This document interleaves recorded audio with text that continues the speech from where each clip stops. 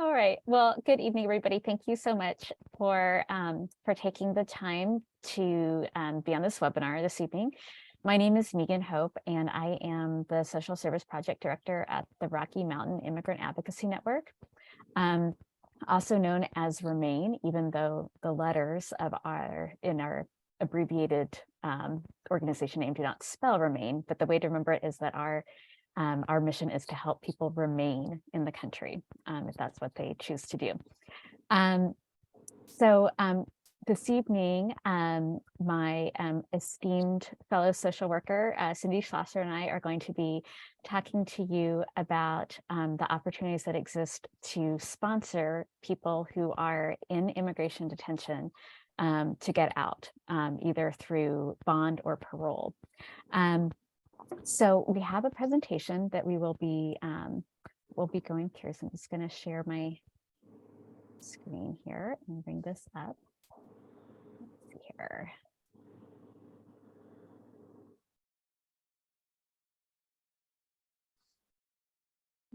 Okay, great.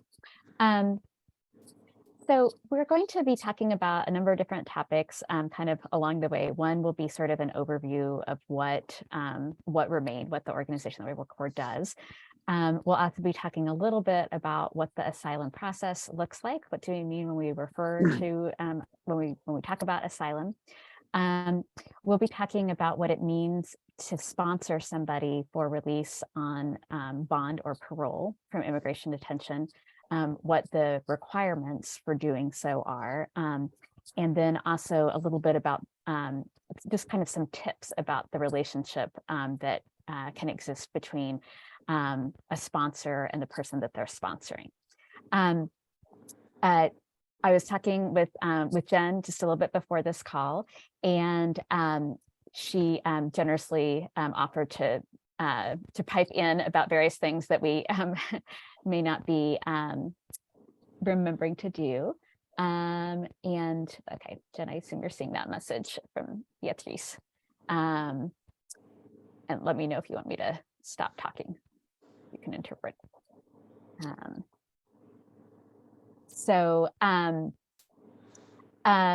One thing that we wanted to be sure to mention is there's been a lot in the news recently, and some of you all may have been personally involved with welcoming a lot of people who are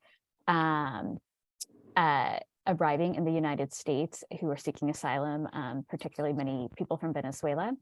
And there's a sponsorship process for people who are coming in that way. There's a humanitarian parole sponsorship process. What we're going to be talking about tonight is different from that. We are going to be talking about the sponsoring of people who were apprehended by the Department of Homeland Security, by one of the branches of it, on their way into the country and have been placed in immigration detention. So I want to make that distinction. Also, you may have heard of another type of immigration sponsorship, which is when somebody is applying for lawful permanent residency or a green card in the United States, and they need a sponsor for economic purposes. Basically, somebody who can say, I make such and such an income, and I'm going to sponsor this person, and by doing so, I promise that they are not going to become a public charge. They're not going to have any need to be, to draw on government's economic resources for a certain period of time. Again, that is a completely different type of sponsorship than what we're talking about today. And each of those types of sponsorships could be their whole other webinar. So just to clarify, we're not going to be talking about that. But I will proceed with what we will be talking about. So let's see if I can get my slides to advance here. Okay, here we go. Yeah. Oh, I'm sorry. I forgot that I actually made an overview slide, but I think I just gave the overview. So just a little bit of a disclaimer. This is often how we kick off our presentations, is just that, this presentation is to just be used for educational purposes, and nothing that we share here should be interpreted as legal advice or should be a substitute for legal advice. Also, we'll make sure that a copy of this presentation is available to all of you after this evening, so you can refer back to it.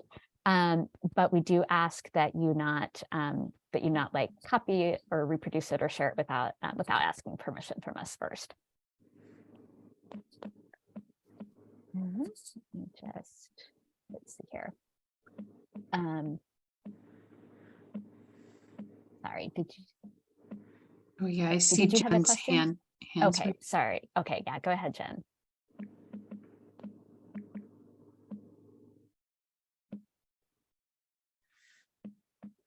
Sorry, Jen, did you have a question?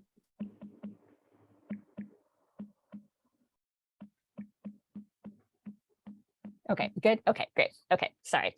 I I didn't see, sorry, I had to scroll down to see on my screen. Okay, great. Let's see here. I'm going to, gosh, I'm sorry, I'm having a hard, there we go.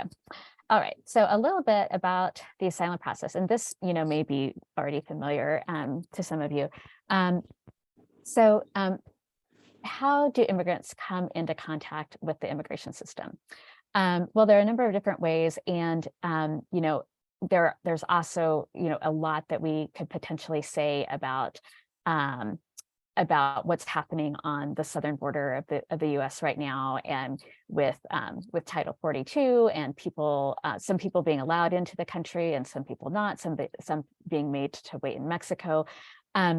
We're not going to get in really to all of those details. We're just going to kind of talk in broad strokes about how it is that that somebody who is seeking asylum may come from a port of entry into the United States, or a non-point of entry, just crossing the border and without inspection, and come into contact with the Department of Homeland Security, and then make their way to an immigration detention center.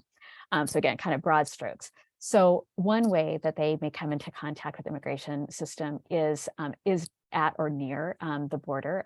This can be at either border of the U.S. And it may be that they encounter an immigration officer at the border and request asylum, state that they have a fear of returning to their home country, and that they need help. It can also be that they come into contact with Customs and Border Protection after trying to enter the U.S. Without any documents, or with documents that are alleged to be false. Sometimes it also happens that that a person may already be inside the United States, and maybe comes into contact with immigration after having some kind of contact with law enforcement. And it also sometimes happens that people come into contact with the immigration system after they have applied for some type of immigration benefit and are denied, and are therefore then subject to deportation. So those are a number of different routes through which somebody can end up being detained by immigration. Many of the people that we're going to be primarily talking about this evening are people who are entering the United States for the very first time, most of them entering through the southern border and being encountered by Customs and Border Protection as they enter. Megan, can I hop in just 1 second? Sure. I think it's really important to distinguish, or to just name that there really is no difference between an asylum seeker who gets detained and an asylum seeker who is released and sent to Denver. So like the people who we're seeing in the community that are coming to Denver on buses are in the same situation that people are who are getting sent to detention. It's one of the attorneys that we work with just continues to emphasize that, like, it's basically the luck of the draw whether the immigration officer decides to process a person for release or process them to be detained. So I just think that's a really important note to highlight, that I think our carceral system tends to make us afraid of, like, anybody who touches a detention center or a prison is like a little bit scarier than somebody who hasn't touched that system. And just, I think it's really important to highlight that this situation experience is the same. It just happens that some people are sent to detention for reasons that we don't know. Yes. Yeah. Thank you, Cindy. That's absolutely right. As a matter of fact, the way that we even that this webinar even came about was a number of weeks ago. I saw an email about the newly arriving asylum seekers coming to Denver, and saw that AFSC was going to be hosting a webinar on people who are interested in offering homestays to newly arrived immigrants. And so I emailed Jen and said, "Oh, would it be okay if in that webinar I just made a pitch for sponsors of other newly arriving migrants, but ones who are arriving at the detention center and not via a bus to downtown Denver?" So you're absolutely right, Cindy. They are in the exact same position. It's just that it is oftentimes kind of by happenstance whether somebody is. It has a lot to do with immigration detention bed space. Oftentimes, the capacity of like nonprofits along the border to receive people who are released from customs and border protection custody. It has a lot to do with a lot of factors that have nothing to do with like the individuals themselves or like the merits of why they have come to the U.S. So for those who are detained by immigration and who are sent to the Immigration Detention Center in Aurora, this is the outside of the detention center. Some of you may be familiar with it. It has a capacity of over 1,500 beds. Not all of those are in use, but that is the capacity. There are also a number of other jails, county jails around Colorado that have contracts with ICE to also hold people. Most of the people that we're working with are at the main facility, at the GeoICE facility in Aurora. All right, my keys are kind of sticky, so I have a hard time advancing.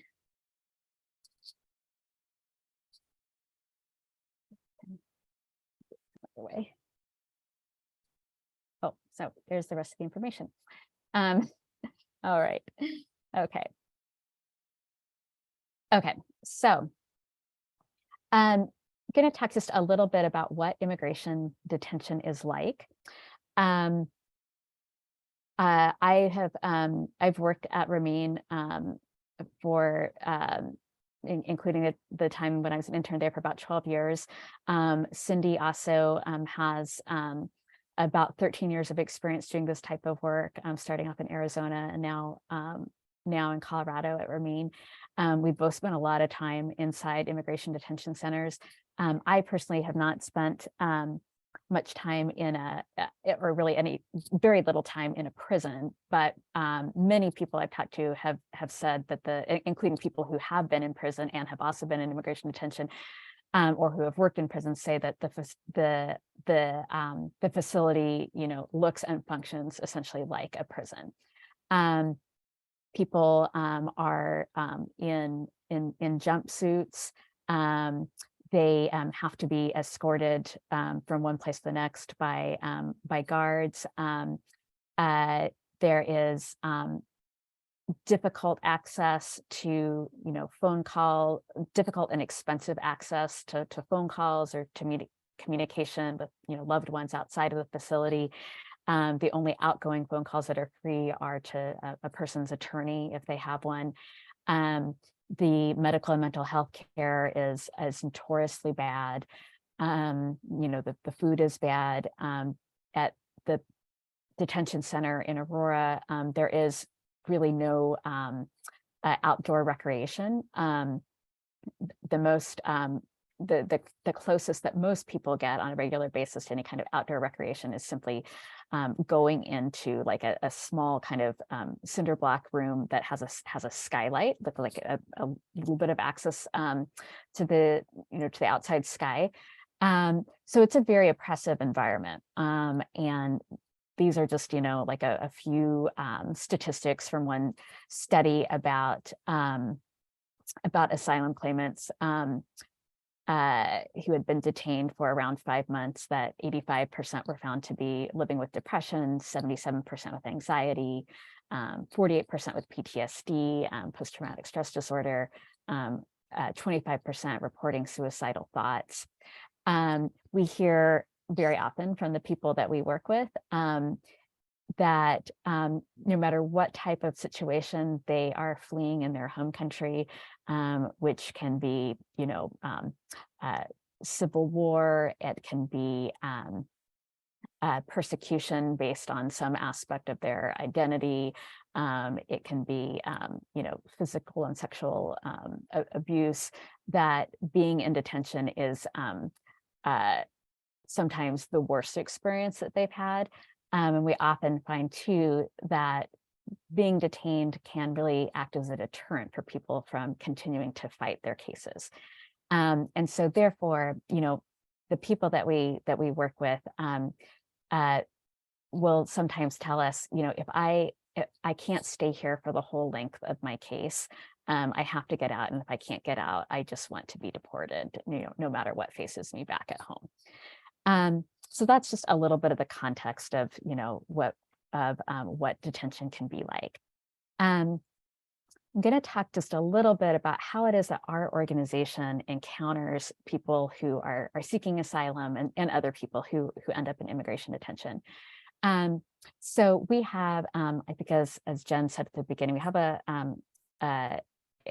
legal orientation program that is staffed by attorneys and legal advocates.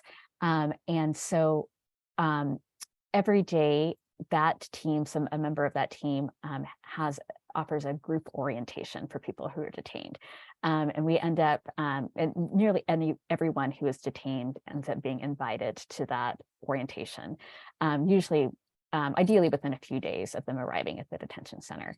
And so they're given this group orientation, basically a Know Your Rights presentation about why they're there, what type of process they're in, what their rights are, what options might be for release from detention or for applying for some type of relief from deportation, some kind of status option. We then do, for people who are interested, we do individual orientations or intakes to get kind of personalized information about people and their situations. Most of the people that we encounter don't have an attorney. As you might know, when a person is in an immigration process, when they're in deportation proceedings, they are not entitled to an attorney at government expense. It's unlike the criminal legal system where people can apply for a public defender, somebody paid by the government to defend them. There is no such thing in the immigration system. So what we try to do is if somebody does not have an attorney and cannot afford an attorney, we try to place their case, if we can, with one of our staff attorneys or with a volunteer attorney. And when we're not able to do that, to at the very least offer pro se assistance or self-help assistance for them via written materials, workshops, sometimes follow-up individual meetings to help them prepare for whatever type of process they're going through. So that is how we encounter people who are hoping to apply for asylum and who might be eligible for release from detention on bond or parole. And Cindy will be talking about those processes a little bit more in a moment. There are, I should mention that there are certainly people in immigration detention who are not applying for asylum, who are maybe applying for some other way, some other status option or some other form of relief, another way to stay in the US. But for our purposes, we're talking about asylum seekers, since those are the ones most often eligible for parole, and also the ones that are most likely to not already know somebody in the United States that they can stay with. So just a very brief overview of asylum. So in order to be eligible for asylum, a person has to show that they have suffered some type of persecution in their home country. And the persecution can be physical harm, it can be threat of physical harm, it can be psychological harm. They then also have to show kind of the why of the persecution that they suffered. The persecution has to be based on some aspect of their identity, which can be like their race or ethnicity, their religion, their nationality, their political opinion, which could be like the, affiliation with a particular political party, or it could also just be like an opinion that they hold about, how society should be structured, or again, some type of opinion that is political in nature, or that they are a member of a particular social group. And so that can be based on sexual orientation, gender identity. It can be women who experience domestic violence. There are a lot of different ways that a social group could be defined. So they have to have experienced persecution or have a fear of persecution. The persecution has to be based on some aspect of their identity. And it also has to be a situation that the government of their country either cannot control or is not willing to control. So they cannot count on protection from the police or some other aspect of the government. There are a couple of related forms of protection called withholding of removal and protection of the Convention Against Torture, which are somewhat similar to asylum. I don't think I'm going to get into those because it's not really necessary to for our purposes. Just some examples of the types of asylum cases that we see among the people that we encounter. And some of these I imagine are familiar to some of you. We see, for example, Central Americans and oftentimes Mexicans as well, who are experiencing gang-related or cartel-related violence, sexual violence, domestic violence. We see quite a few people, particularly from East Africa, sometimes from Eastern Europe, fleeing political or ethnic persecution.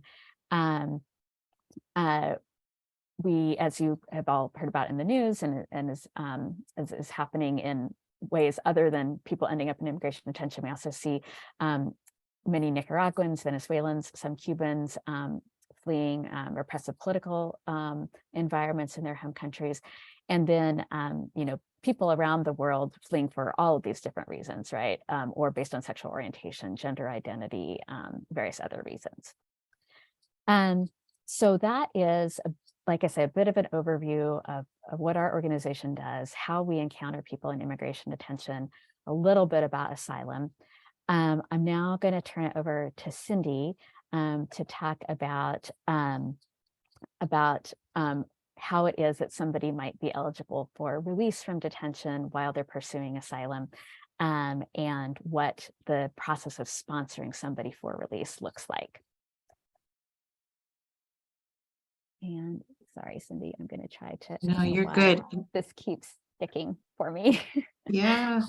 I'm also happy to take over to share my screen if your keys keep sticking. I see your question, Rob. How's it going, Megan? Oh, no, that's fine. I was just going to say, I don't know if are you able to share your screen? Yeah. Okay. Let me get it real quick. And while I'm doing that, Rob, I see your question. And on our website, we have our main line. Well, lots of different ways for people who are. Maybe I'll ask you a question. What type of assistance and from where, or like for example, somebody who is detained and family members of people in detention, we have a hotline that people can call. And if people who are not detained are looking to see if they qualify for our services for representation, they can call our main line. And Mari, who works at the front desk, will check into whether we can do an intake to vet people for services. Uh-oh, I cannot share my screen, Megan.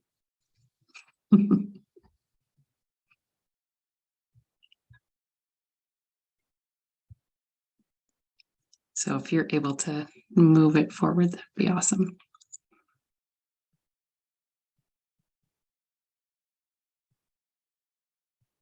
Okay, great. Megan, you can go forward to the next one. Megan was just starting to touch on some of the ways that we get in contact with people who are in custody. And like she was saying, the primary way or the initial contact that we usually have is through our legal orientation project.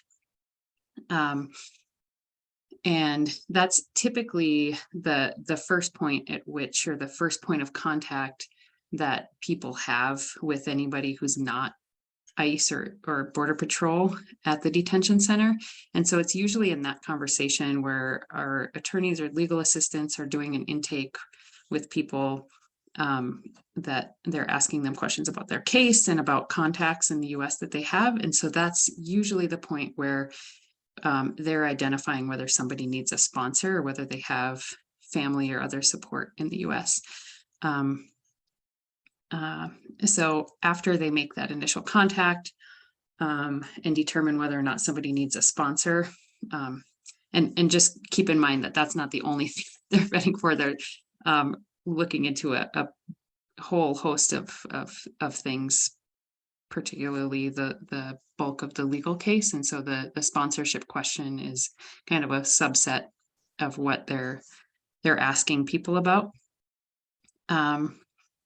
But if it is noted that somebody doesn't have any contacts or that a sponsor isn't available and they're eligible for some type of release, which we'll get into in just a minute, then we discuss it as both a legal team, the legal orientation project, and then also the social workers are oftentimes contacted. And so we as an organization kind of kick it into gear to try to see if we can identify a sponsor or a sponsor program.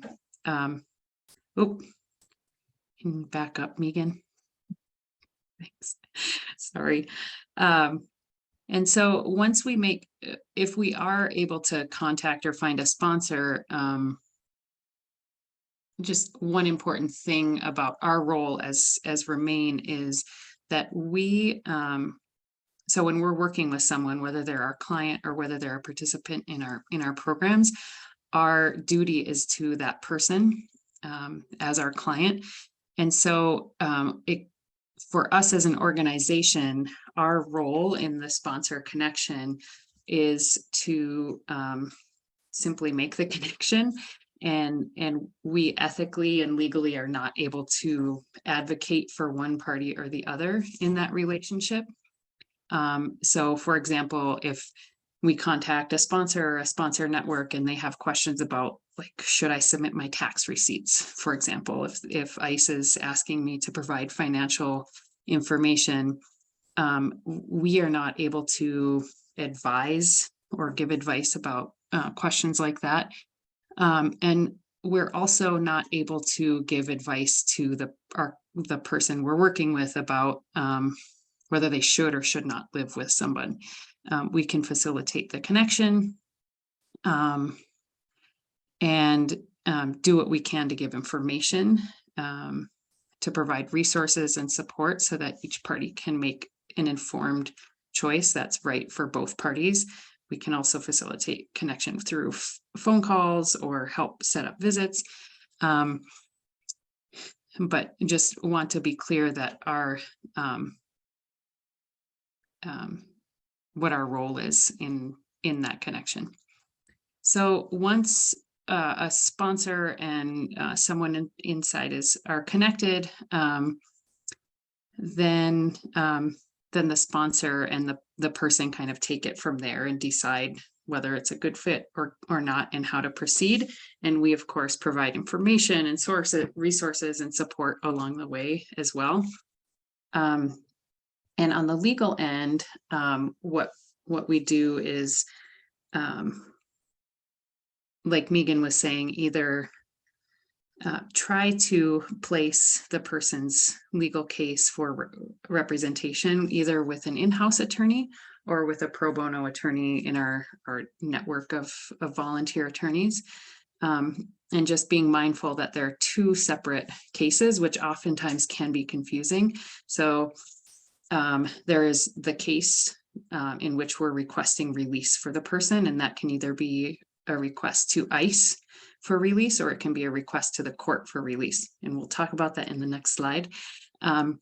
So that's one case, is the release case. And the other case is the merits case, or the actual immigration case.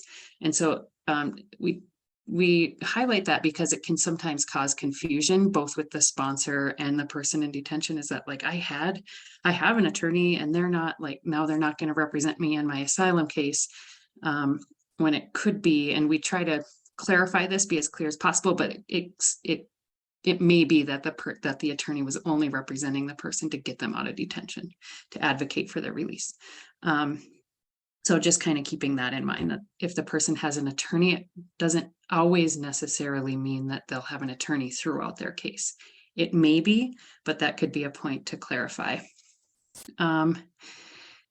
We also provide, like Megan was saying, pro se assistance. So if somebody doesn't have an attorney, which there are just simply not enough attorneys to support everybody who needs one. And so in those cases, we try to provide information and resources so that people can represent themselves. And then we also have social workers on staff that provide kind of social services and support. Yeah, and following a person's release remains priority. Our services focus on people who are in detention. And so we can't guarantee that if somebody is released, the attorney who's with them, if they are representing them on the merits case, that they'll be able to continue representing them if they're released. We do work hard to continue representation. And if we can't, then to match them with an attorney through another organization. Next slide. Thanks, Megan. So there are various forms of release from detention. We can kind of break it down into three main categories. One is parole, another is bond, and another is just flat out winning the merits case and being released. So within parole, the basic gist of parole is that someone has factors that set them apart, whether it's a humanitarian reason or a situation that makes them like a priority for release or not a priority for detention.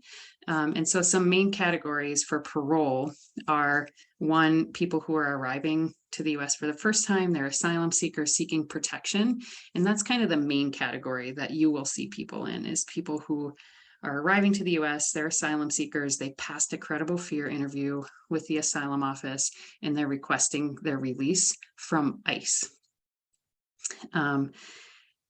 There's another subset of parole called humanitarian parole, and that's for people who have urgent humanitarian reasons and their release would be in the public interest. So this is people who have kind of more extreme medical or mental health issues or hardship to family.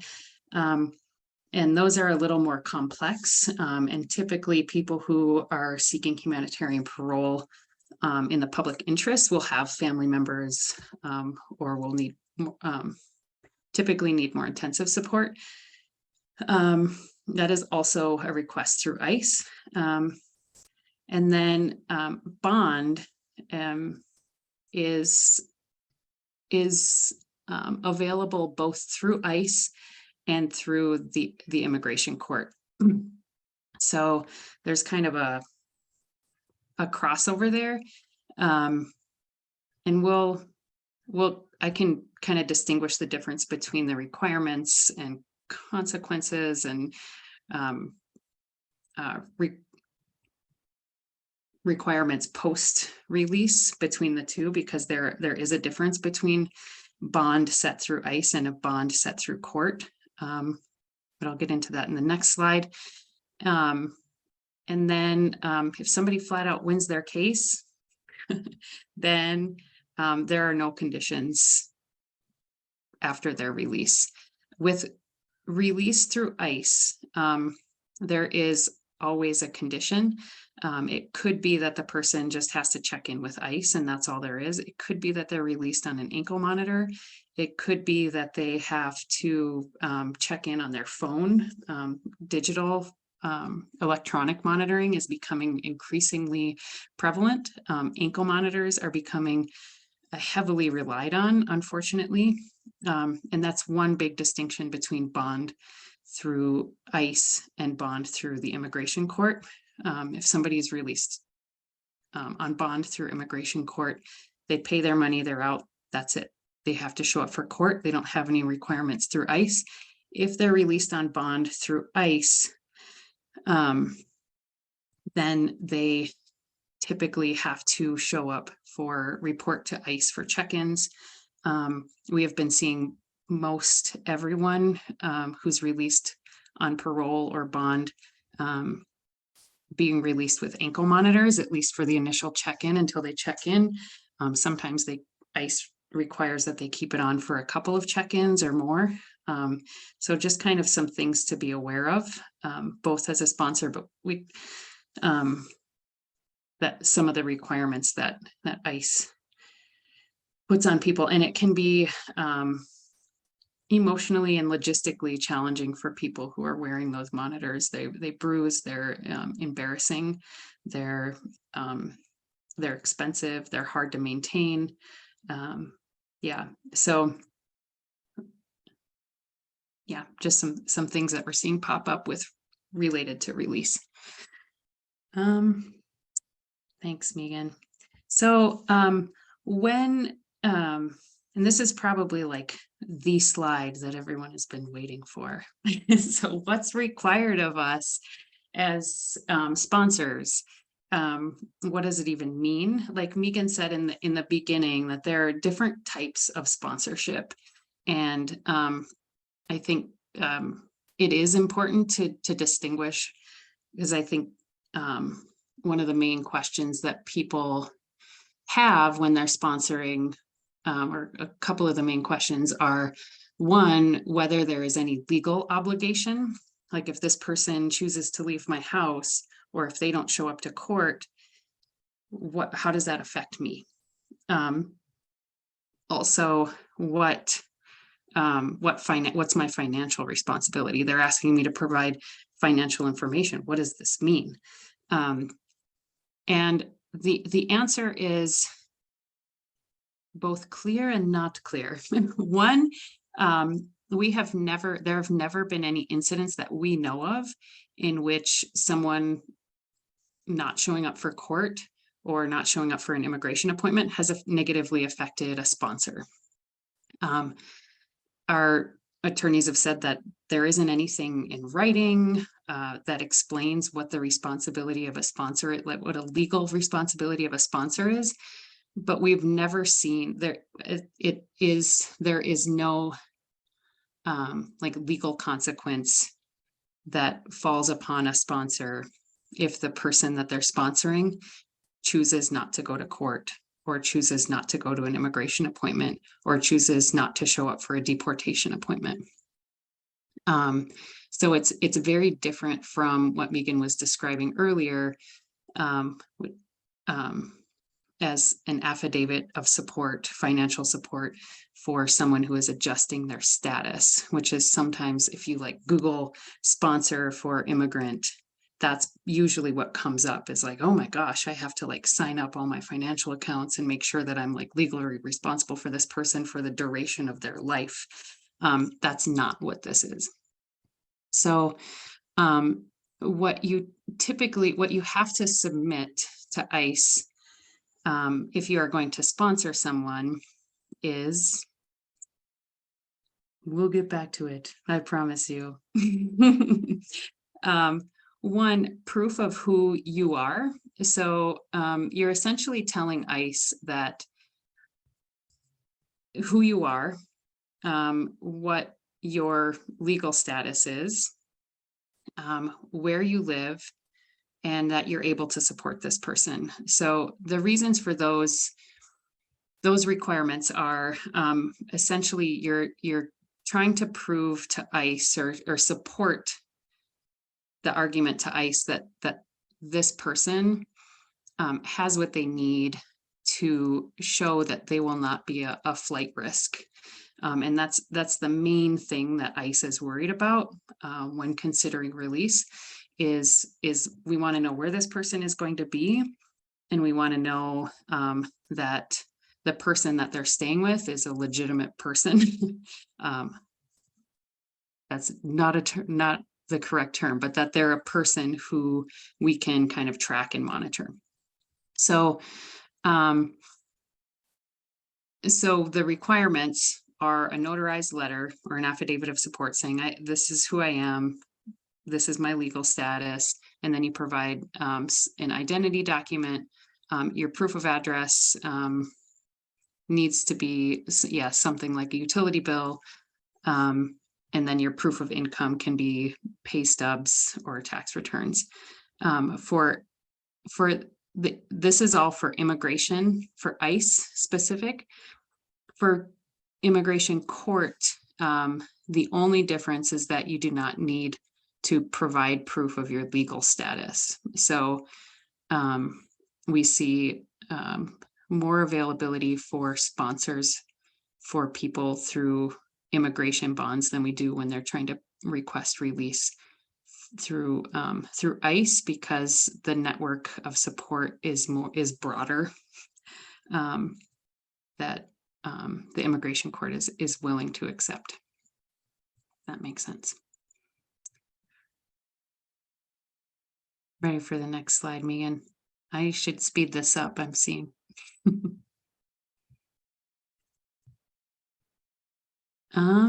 Okay. So, the main responsibilities are kind of, the basics are to provide housing and material support, to ensure that the guest has the ability to attend court and other appointments. So that's transportation, kind of understanding and interpreting their release paperwork. Confidentiality is a big one, which we'll talk about way toward the end. But just recognizing that people who we're working with are extremely vulnerable for all different reasons, to people and communities and networks both inside the US and outside the US. And so maintaining their privacy and confidentiality and respecting that both on social media and within your personal networks is really important. And we've already talked about the last one. So it's mainly to provide basic needs support.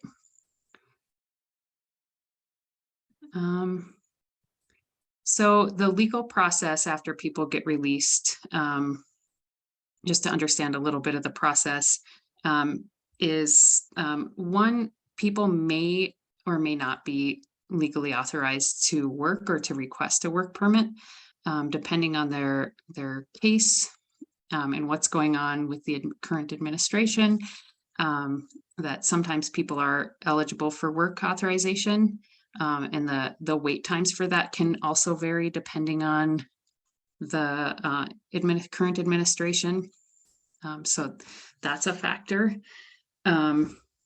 People may be required to attend ICE check-ins, which I mentioned earlier.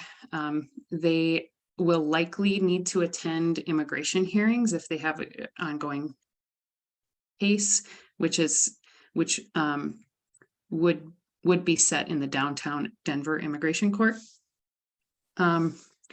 If they're released with an ankle monitor, they'll need to charge it and basically abide by the paperwork that they're released with. So if you ever have a doubt about what their requirements are, if they ever have a doubt, just refer to their paperwork, and it explains everything that they're required to do.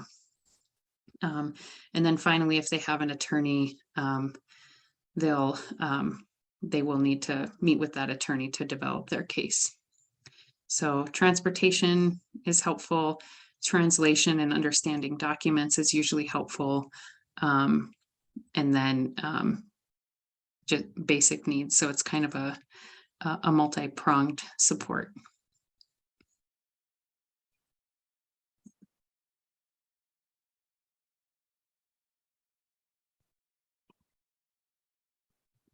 This is another question that we see pop up quite a bit is if the person gets released to Fort Collins and then they decide that they want to be closer to work opportunities in Denver. How do you handle that? We told immigration that they were going to be staying with me, and now we're going to change. Is that going to cause problems? The main two things to know are, one, the original intent should be in good faith that the person will get out and stay with the sponsor that they say they're going to stay with, rather than saying that, oh, they'll get out with me and then they're going to go live with their brother in Nebraska. So the original request should be made in good faith that they're going to stay with the sponsor. And then secondly, people can and do change addresses. It's normal practice, and there is a process for changing your address, both with immigration and the court. And if they do want to move or change to a different sponsor or go live with family that they were able to find after they get out, then they need to notify both ICE and the immigration court if their case is still pending. And that paperwork is included in their release paperwork. So finally, we're just kind of getting to the kind of more practical, what does accompaniment look like? What is it and what is it not? How do we interact with and relate to people? And I in this part in particular, this is kind of a ever-changing community conversation about the best ways to accompany people in ways that are, yes, trauma-informed, but also human-centered and not, that are welcoming. So, yeah, I think so. I just I know, and TC, I have I see you very clearly in my window right now. And I know the Fort Collins Sanctuary Everywhere group has made some like wonderful curriculum and materials around how to accompany people and things to keep in mind in terms of like power dynamics and privilege and so some of these things here kind of have built off other community members who've thought a lot about these things. And I'm just acknowledging that a lot is missing and a lot is available out in the community in terms of resources and guidance. So I think one of the things that's really central to I don't want to use the word responsibly, but yeah, responsibly or accompanying people in a welcoming way is to try to be as self-aware as possible and to surround yourself with support. And so these are just kind of points for reflection because the process, well, and Megan and I talk about sponsoring and hosting quite a bit. We used to work together down in El Paso at a migrant shelter down there, and we both have hosted and sponsored people at various different points in our life, and we often feel like it's really straightforward and basic, and it's also really hard. That it's we're there to support people, to be there with them, not to impose our ideals or our values or our beliefs in any way. And that's logical, right? And it's also hard when the rubber hits the road. And so I think the most important things, again, just to kind of reiterate it, is to be as self-aware as possible, and to look outside of yourself and outside of the person you're sponsoring for support, both emotional, spiritual, physical, resource-wise support. One of my good friends in Tucson who did a lot of work during the sanctuary movement, talked quite a bit with people kind of in this new wave of sanctuary about how they learned the hard way about the trauma that sponsors can sometimes feel, and that she talks a lot about how this new wave of sanctuary and sponsoring is thinking about it in more holistic, community-centered ways, and that is a great emphasis that we can continue to place, is that finding accountability, support systems, and confidence to support throughout the sponsorship.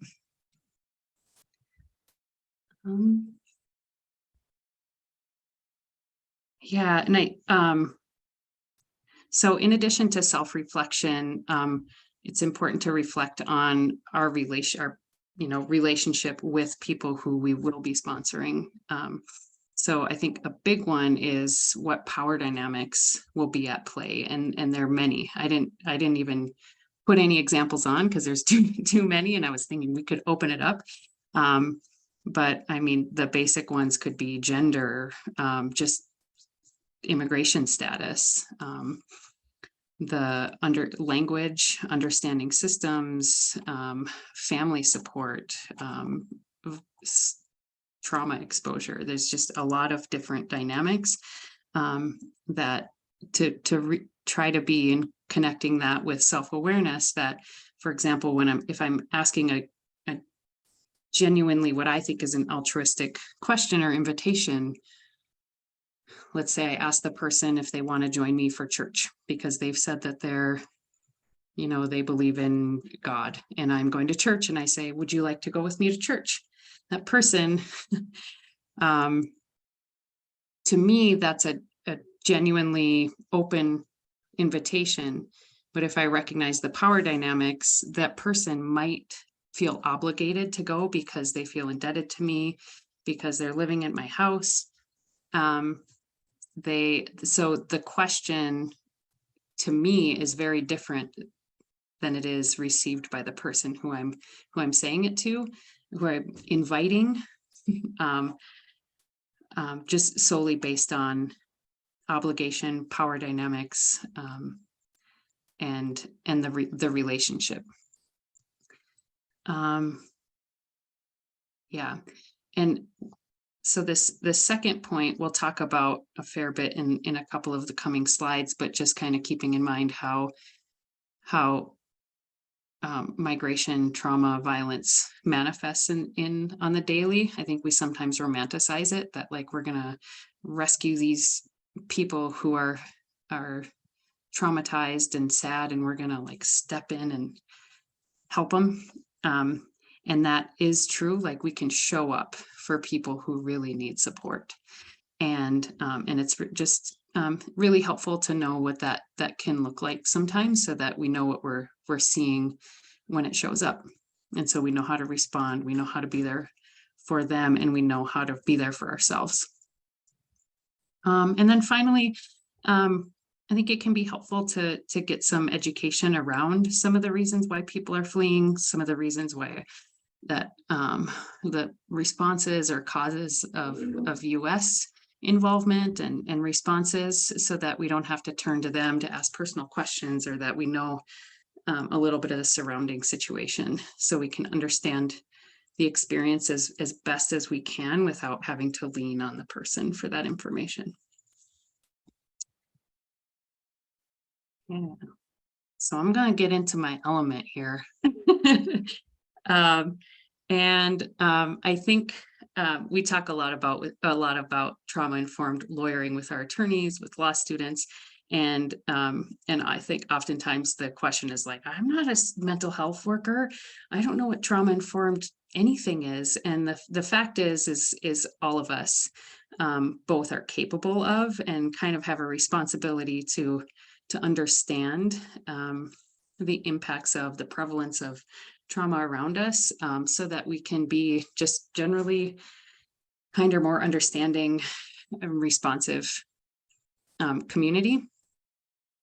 And so we don't need to go through all the details of like trauma and what it happens to the brain. We can read books about that, but the main takeaway is trauma is very prevalent, especially among the folks that are fleeing and seeking asylum for obvious reasons. That trauma impacts the brain and the body. It impacts our worldview, our spiritual outlook. It impacts our whole organism. And then it's helpful to gain a little bit of understanding on those things so that we know how to better respond, both to people who we're accompanying, people who we're in community with, and also so we notice it when it comes up in ourselves. So, yeah.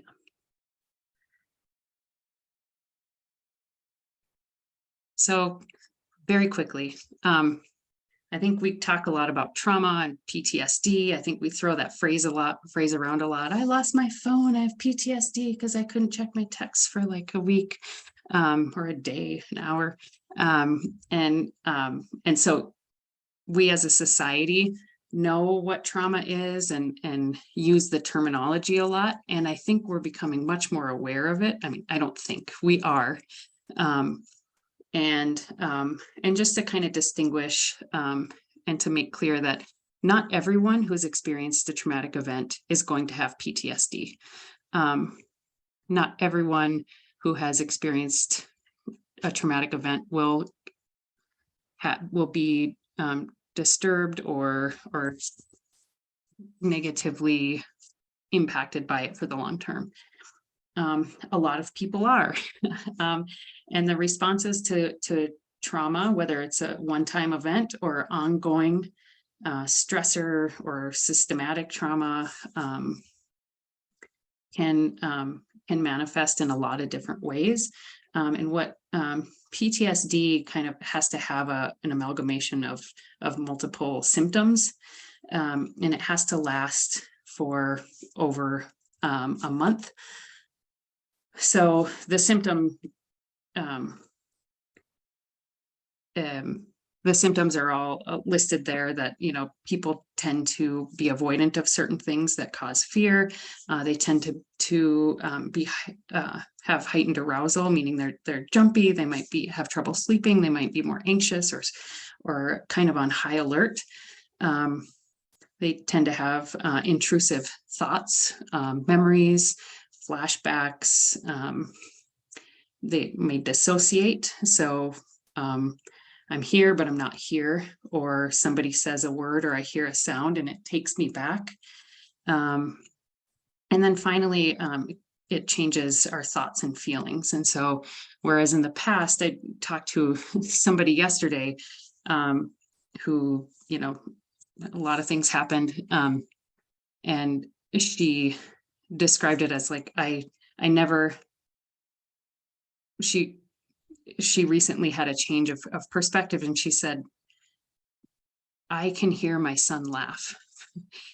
Before, I never heard him laugh. I know he was laughing before, but I wasn't able to laugh, and I never heard my children laughing. That my perspective has shifted. And so the worldview, what we're able to receive, our thoughts and our feelings, our interaction with the world changes. And so it really is more than just I'm feeling sad. It's like my experience of life has changed. You can go ahead. Thanks, Megan. This is just kind of another way of describing the multiple ways in which trauma affects the whole organism, really. It's not just my brain chemistry has changed. It's not just emotionally I'm reacting to things differently. It is a physical, bodily response as well. Our immune system, our digestive systems, our nervous systems change. We respond differently based on hormone secretion, based on signals that our brain is sending to our digestive systems. Also socially, it can become difficult to trust people. Some people become more isolated. Some people have kind of go the opposite way, where boundaries just don't exist and I share everything with everybody. So I think one of the big things is that trauma looks different for everyone, right? Because we're all different people. We have different experiences. We've had different attachment experiences with our parents. We've had different social experiences and experiences with what safety is and whether it was available, whether when we talked about it, somebody believed us or not. And so the responses to trauma are infinitely variable, and it's so when going into relationship with people who may have been exposed to violence or trauma, it's really helpful to have kind of like in the back of our mind, that if something is aggravating or something is off or something is questionable, to kind of wonder, what might this be coming from, or what might be causing this, and approaching it with curiosity, interest, and compassion. And that's essentially what trauma-informed care is being curious when we see things show up that may be influenced by a traumatic experience or traumatic experiences, and then responding accordingly with compassion. I think I just want to hone in on one thing, that in the emotional bubble here, that, and I know I've said this a couple times already, but I think sometimes we think of trauma generally as like sadness and crying and depression, and it is. But it can also show up as anger. Oh, I hear you. Okay. As anger, resentment, denial, and avoidance, and other kind of less desirable emotions. And just the response to those emotions is the same as it is for sadness or depression. It is compassion. It is welcoming and kindness. And oftentimes when anger that's based in trauma presents itself, the backdrop is fear, like deep fear. And so if it's met with compassion, then the armor drops and a person, it creates safety. Okay. Sorry, next one. I'm sorry. I go into trauma-informed everything too much. Really quickly, we have like 1 minute.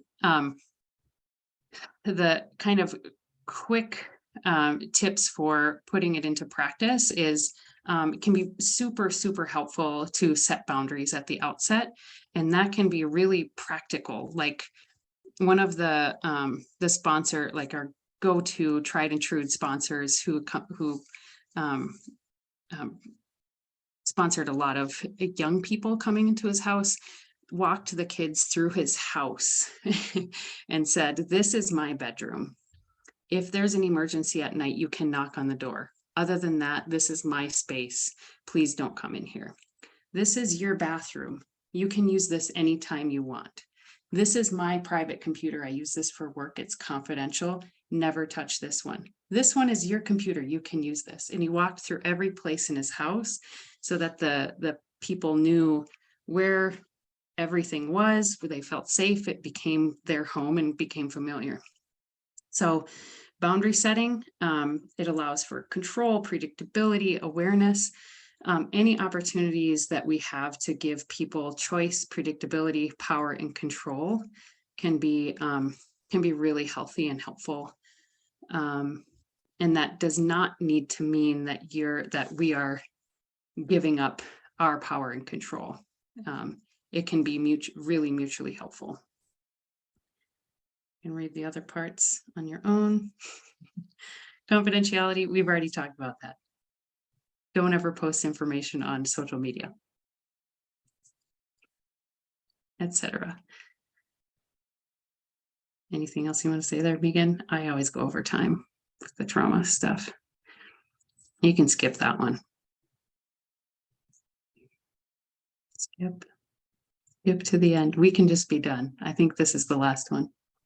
I think it is the last one. Yeah. Yeah, I definitely want, I know we would like to take some questions, and I think Jen is going to help us moderate that.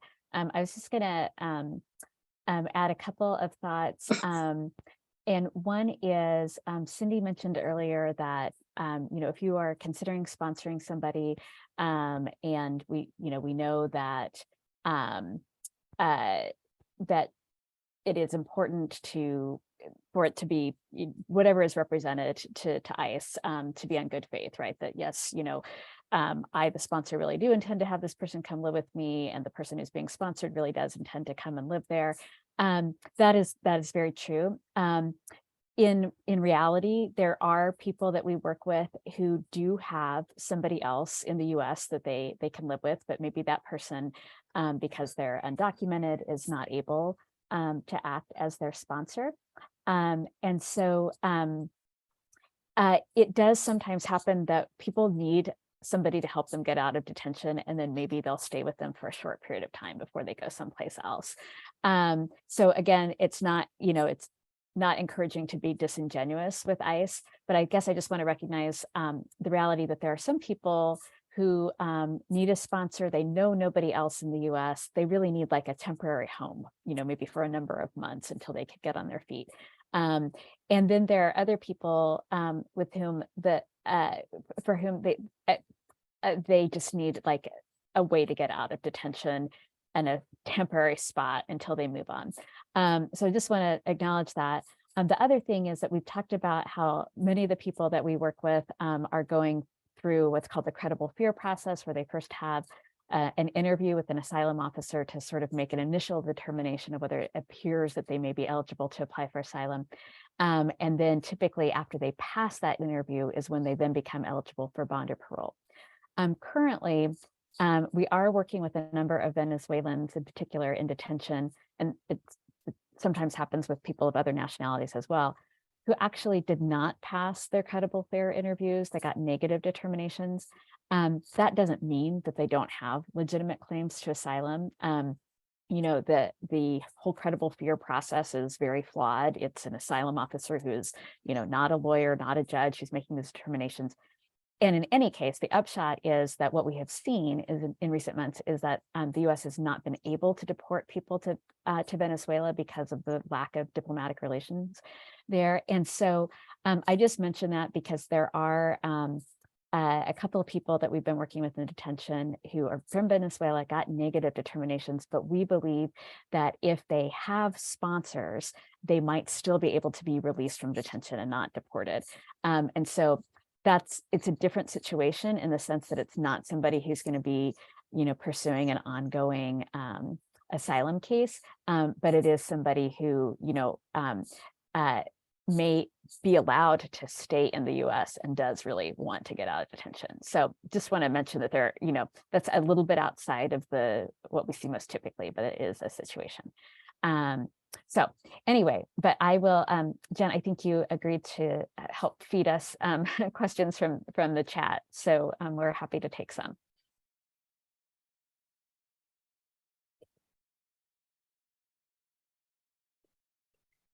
let's see, I'm trying to, sorry, I've got too many things up. Okay, there we go.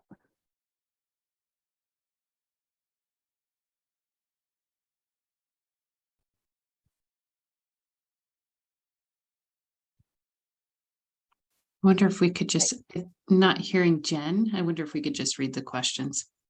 I think she was going to compile. Oh, them. she's I'm sorry, we need to turn turn off interpretation. Gotcha. Okay. All righty. Okay. So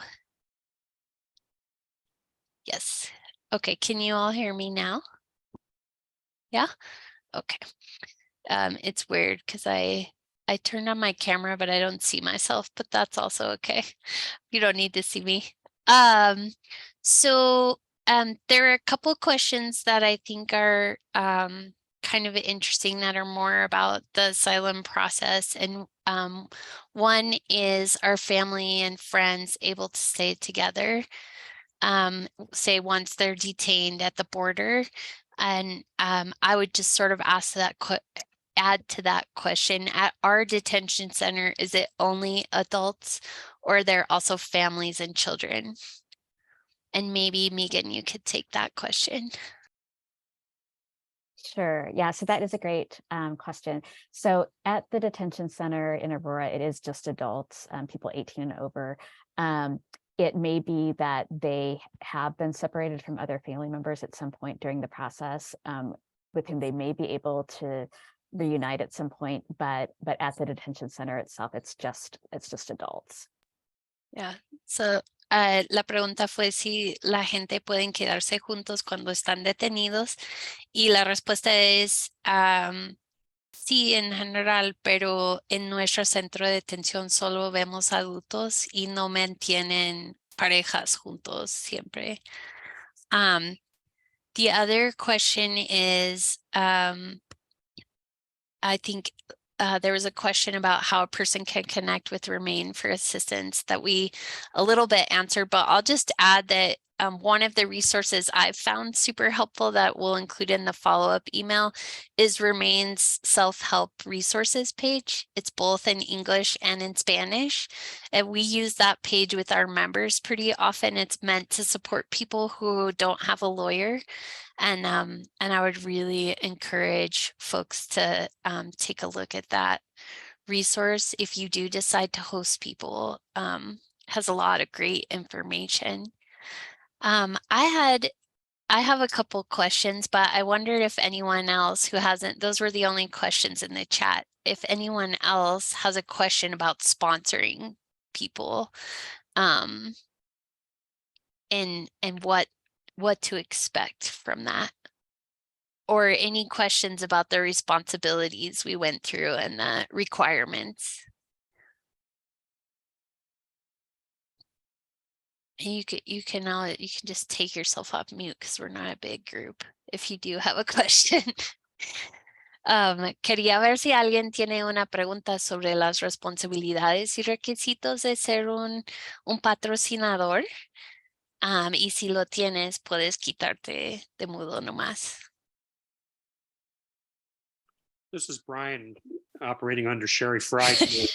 How about a time frame? And I realize that would be pretty individual for each person, but with this kind of program, is this going to be similar to the other types of sponsorships that it might be from a week to 3 months to 6 months, or are we looking at a longer period of time for these type of people also?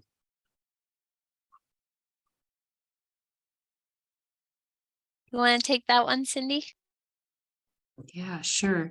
And I'm assuming that you're asking about the time frame for how long the person would be staying with any particular sponsor versus how long does the process take from like the point of contact with somebody to the point of release. Yeah, you said it at the outset. It varies. It varies. Like Megan said, there are some situations in which people get out and then have because they have more access to phone, internet, Facebook, that they're able to connect with natural systems or people who they knew from their home country, or and so they're able to connect and move on to people who they weren't able to contact while they were in detention. And so it can be really brief. It can also be longer, and it can vary from a few months to several months. And I know I keep looking at you, TC. The Fort Collins group worked with one of our clients for quite a few months. It depends on a few different factors. One, whether the person has authorization to work is a big one, because that's a big factor in whether someone's able to save up money to move out, to rent their own apartment, to share rent with other folks. And so that's where the legal case can be really intertwined with someone's ability to move forward. And so that's kind of why we emphasize, trying to find our role in trying to connect the person with legal resources and legal support, because that can be a useful factor. And then just to kind of piggyback on what Jen was saying about Remain's self-help website is in addition to Remain and the self-help resources, is there's a list of legal service providers in the throughout Colorado, and there's different service providers in Colorado Springs and Fort Collins and the Boulder area and the Denver area. And so it can be helpful to look at that list if we're not able to find someone, and we'll typically try to help with that connection as well. Yeah, and I think part of the process is sort of that I've seen is Remain will reach out to folks, and because your answer and whether you can do it or not might also depend on things that are going on in your life, right? So it might be that they reach out and at that moment you're not in a place to host, and the next time they reach out you are, and or maybe a certain case or a certain individual is a better fit for you. And I think one of the things that I've seen be a factor too is just the person getting access to some of the mental health resources that are out there.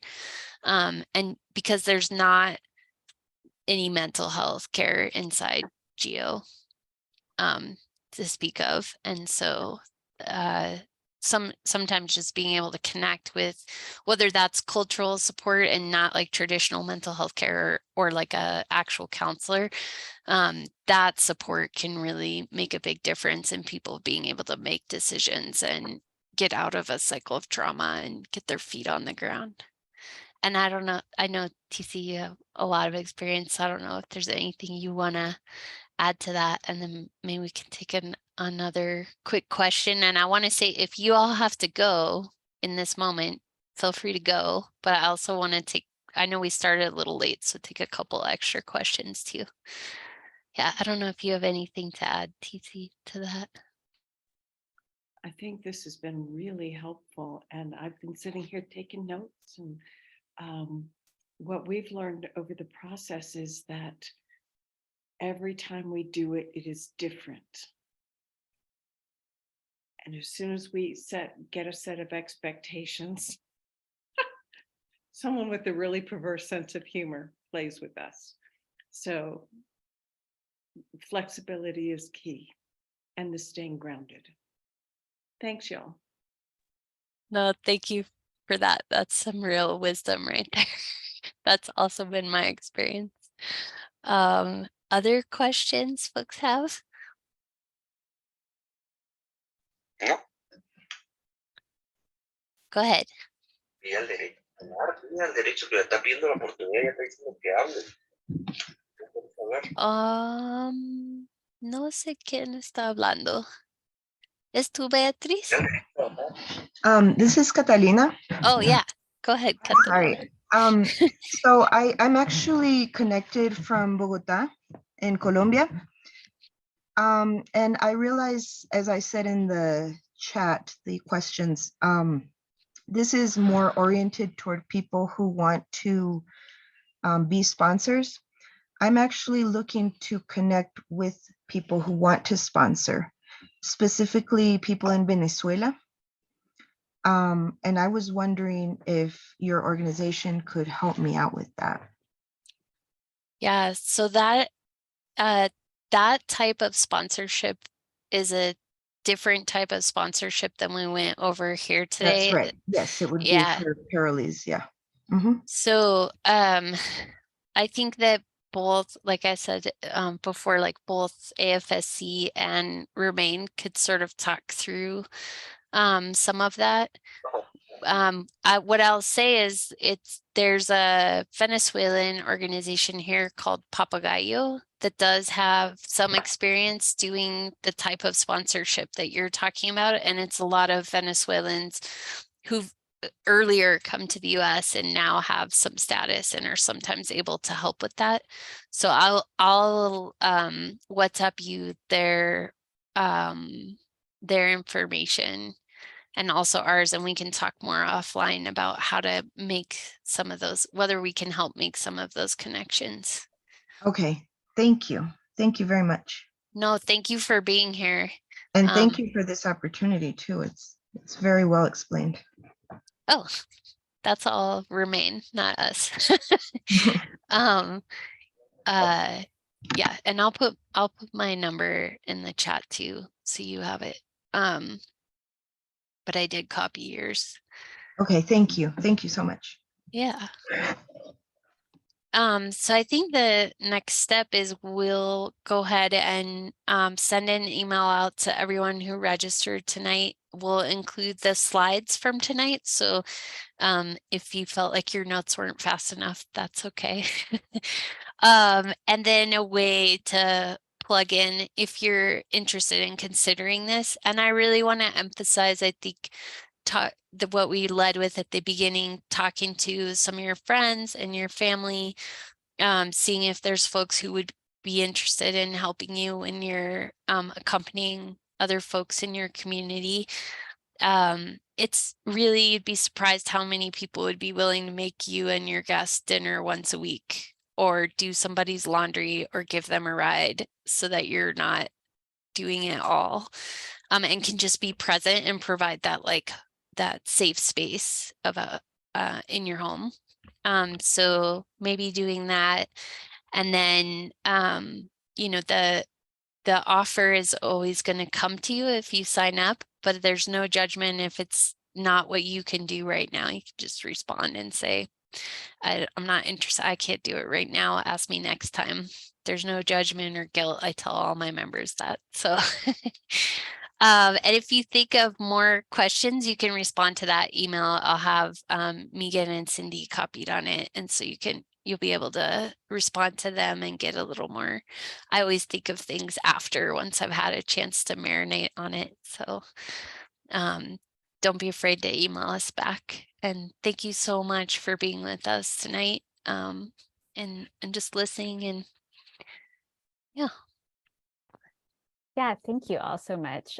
We really appreciate it, Remain. It's always just so, it's really gratifying to see so many people interested in these issues. You know, whether you're able to help as a sponsor or not, just to know that you're that you care and are concerned.